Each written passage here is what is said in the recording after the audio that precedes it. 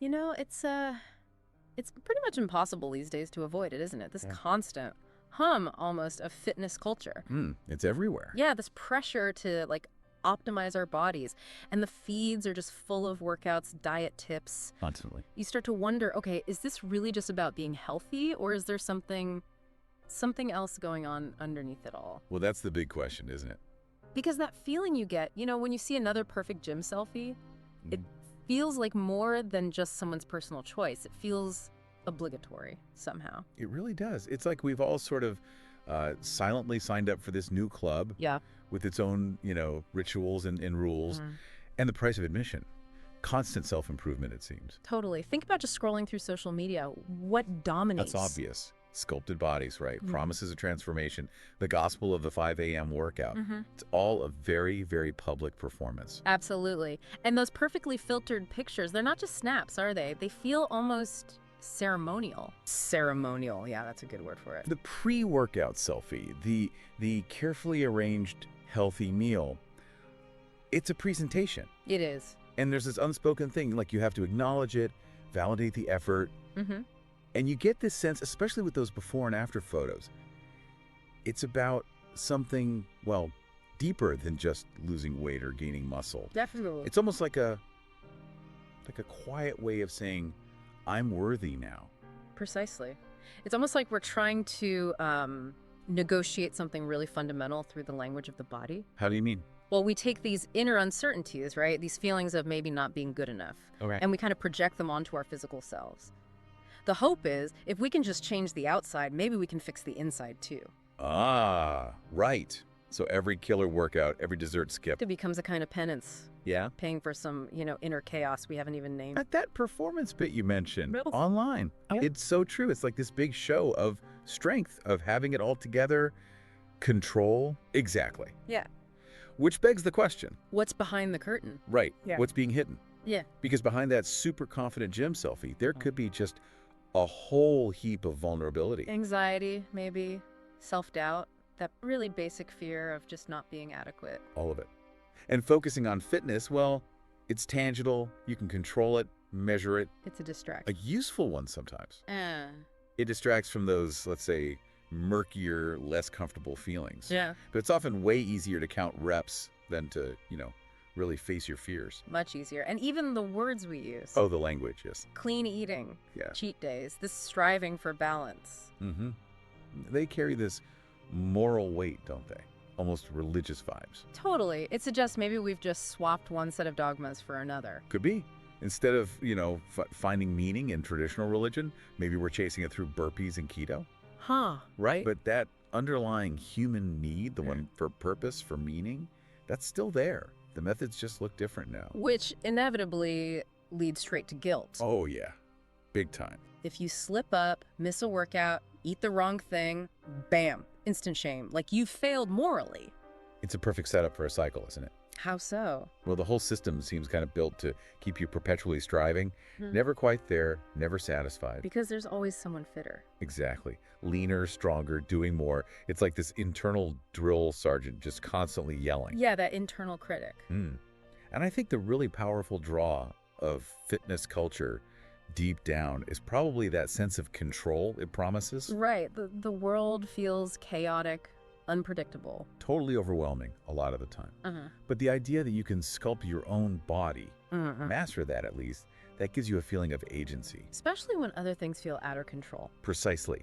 During tough times, personal struggles, that sense of mastering the physical can be incredibly appealing. That makes so much sense. It's like displacement, right? Yeah, classic displacement activity. Instead of dealing with the difficult job or the tricky relationship. You channel all that energy into something measurable. Losing pounds, running faster. It feels like you're making progress. Even if it's not addressing the real source of the unease. But there's a danger there, isn't there, when it takes over? Absolutely. When the pursuit becomes the only focus, when it starts to edge out other important things, relationships, rest, joy. And it becomes more like a shield. A shield against vulnerability, Yeah. rather than a genuine path to feeling well. So when we step back and look at this whole intense focus on fitness, What we're really seeing, I think, is a kind of collective attempt to grapple with some very basic human stuff. Our anxieties. our desires, our deep, deep need for connection, for validation, approval. And we're using our bodies as the stage, the medium. The medium to try and work through these internal battles. Yeah. But the paradox is, The methods themselves can create more anxiety. often, yes, Yeah. more dissatisfaction, Yeah. which really pushes us, or should push us, to ask, what are we really looking for under all that sweat and effort? Okay, so drilling down a bit more. This obsession with control we see everywhere in fitness culture. It's not just about looking good, is it? It feels bigger. Oh, much bigger. It points to that deep, maybe universal need to manage the unmanageable, to impose some kind of order on the inherent messiness of life. Life is messy. Relationships are complicated. Work is unpredictable. Exactly. But our bodies, Yeah. they feel like something we could theoretically get a handle on, something we can fix, control. Right. And that striving for control over the physical self, it often becomes a sort of battleground Yeah, for our inner conflicts. that's a great way to put it. Think about it like maybe Freud's id and superego duking it out. Okay, explain that a bit. Well, you have your primal urges, right? The id wanting comfort, ease, maybe that slice of cake. Uh-huh. And then you have the superego, that internalized voice of society, parents, maybe fitness influencers. Telling you what you should do. Right. Guilt. Exactly. The pressure to achieve, to be disciplined. And fitness becomes the arena where that tension plays out constantly. Wanting the treat versus needing to hit that workout goal. It's a struggle. A continuous one, yeah. Yeah. And rarely neatly resolved. It's also interesting how much energy, like life force, libido even, in the broader sense, gets channeled into these physical things instead of, I don't know, pouring that energy into relationships or creative work or personal growth. It goes into perfecting the body. And maybe that feels safer. Safer how? Well, progress is more tangible, isn't it? Yeah. You can measure it. Numbers on a scale, miles run, weight lifted. It's clearer than, say, the nuances of emotional connection or artistic expression. That makes sense. Less ambiguous. Definitely. And something else that's quite revealing is projection. Okay. When you feel judged or, inadequate, looking at someone else's seemingly perfect fitness post. Yeah, that pang of comparison. Often that feeling is really just reflecting your own insecurities back at you. So it's not really about them. Not usually, no. Fitness culture kind of thrives on that comparison, doesn't it? That's right. It fuels this cycle of envy and self-criticism. It really does. And it's crucial to remember, the person posting that perfect image, they're probably wrestling with their own stuff too. Right. Their perfect feed is likely just another kind of performance, a mask. A very carefully constructed facade, often. And underneath all this, you can really see some classic psychological defense mechanisms humming away. Like what? Well, sublimation is a big one. Taking impulses that might feel unacceptable, maybe anger, anxiety, frustration, and channeling them into something socially approved, like really intense exercise. Feeling furious, go smash a workout. Anxious, a long punishing run. Which can be healthy, right, to release tension. It can be, absolutely. But the risk is that it just becomes a way to avoid actually dealing with the feelings themselves. So you're not processing them and just working them off. Exactly. They don't disappear, they just wait. Or find another way out later. Okay, what else? Well, there's also denial. Convincing yourself, and maybe others, that your fitness regime is purely 100% about health and well-being. When maybe, deep down. There are other drivers. Yeah. The need for external approval, maybe? Or trying to prove something to yourself or to someone else. Masking the real motivation. Yeah. And then there's repression, just pushing down those uncomfortable feelings that come with the constant grind of self-improvement. Like the exhaustion, or the guilt if you miss a day, or that feeling of just never being good enough.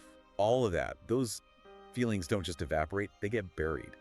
And repressed stuff has a nasty habit of resurfacing, often in ways you don't expect. So if we zoom out again, fitness culture really does act like a kind of mirror, doesn't it? A mirror reflecting our collective anxieties, yeah. Our attempts to cope with uncertainty, that deep, deep yearning for validation, for feeling okay. Even if it's just temporary. Right. But in that relentless chase for an ideal that's often, frankly, unattainable, we risk losing something really important. Our vulnerability, perhaps. Yeah. Our authenticity. A real deep understanding of who we are beyond the surface. It's almost like a trade-off.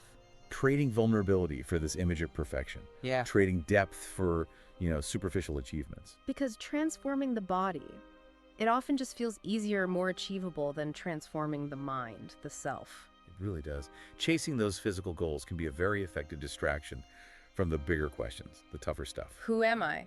What really matters? Exactly. Those deeper, maybe existential questions.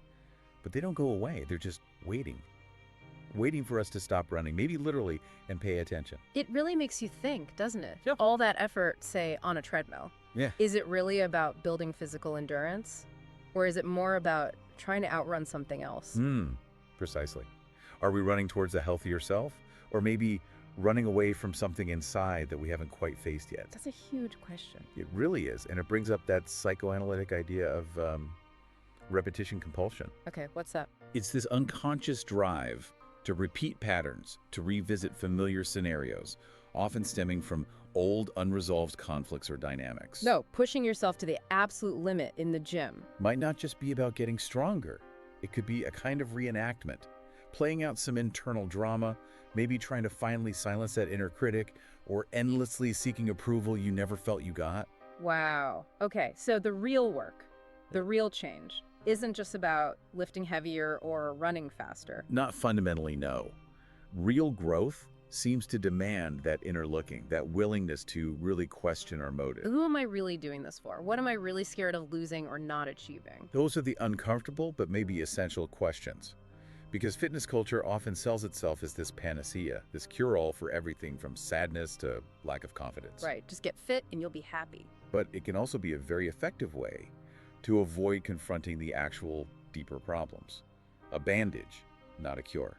And there's that stark contrast, isn't there, between fitness culture's obsession with the visible. The defined abs, the progress pics, the numbers. And say Freud's emphasis on the power of the invisible, the hidden, the repressed parts of ourselves. Exactly.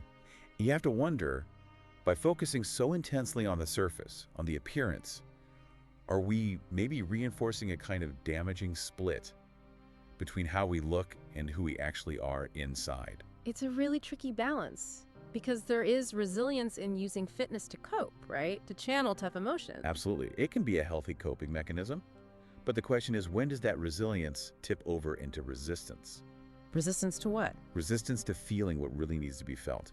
Resistance to looking at what truly needs our attention. When does discipline become less about health and more like self-punishment? Oof, yeah. And maybe, just maybe, the greatest strength isn't always found in pushing harder, doing more reps. But in what then? Perhaps in having the courage to just stop, to pause, to turn inward and ask, honestly, why am I doing this? And being willing to sit with the answer, whatever it is. Even if it's uncomfortable, especially if it's uncomfortable. It feels like the real answers, the real insights, maybe aren't found in the constant motion, the relentless pursuit. But maybe in the stillness. Yeah. In the quiet spaces between the actions, between the reps. Yeah. And maybe the question shouldn't be, how do I fit myself into this fitness ideal? How do I create a life, a space that truly fits me, my actual, authentic, probably imperfect self? That feels much more generative. Because the promise of clarity that fitness culture often dangles, achieve this body and everything falls into place. It's usually an illusion, isn't it? It often is. The truth about ourselves, our drives, our desires, it's rarely that neat and tidy. Yeah. It's complex, it's messy. It's full of contradictions. And maybe embracing that complexity is the real task. I think so. So we're kind of left circling these big questions that this whole fitness phenomenon forces us to confront. Questions about control, power, identity, what we truly want, what we really fear. Yeah, deep questions. Oh. And maybe the real value here isn't necessarily in finding the definitive final answers. But in the process, and keep asking them. Exactly. And using this cultural obsession as a prompt for our own ongoing self-reflection. To keep digging. Asking ourselves, okay, beyond the trends, beyond the hashtags, what am I genuinely seeking here? What's really driving my engagement with all this? And perhaps the ultimate question to sit with is this. If you script away all the external validation, the likes, the comments, the curated image, would you truly recognize the person left? And more importantly, could you be at peace with what you see?